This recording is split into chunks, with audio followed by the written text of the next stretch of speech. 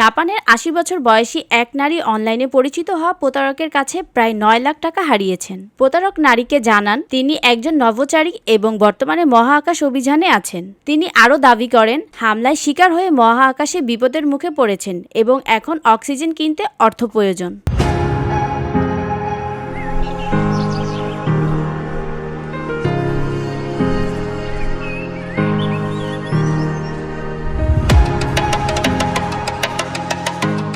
সংবাদ মাধ্যমে সিবিএস নিউজের প্রতিবেদনে জানানো হয়েছে, গত জুলাই মাসে এই বয়স্ক নারী অনলাইনে একজনের সঙ্গে পরিচিত হন। তিনি জাপানের উত্তরতম দ্বীপের বাসিন্দা। একাকিত্ব কাটাতে নারীটি প্রতারকের সঙ্গে নিয়মিত কথা বলতেন এবং ধীরে ধীরে তাদের মধ্যে সম্পর্ক গড়ে ওঠে। প্রতারক অর্থ চাইলে তিনি সরলভাবে প্রায় ৯ লাখ টাকা পাঠান। এরপর প্রতারক সব যোগাযোগ বন্ধ করে দেন। স্থানীয় পুলিশ সতর্ক করেছেন, সামাজিক মাধ্যমে পরিচিতদের কাছ থেকে অর্থ চাওয়ার ক্ষেত্রে বিশেষ সতর্ক থাকতে হবে এবং এমন ঘটনার ক্ষেত্রে অবশ্যই পুলিশকে জানাতে হবে।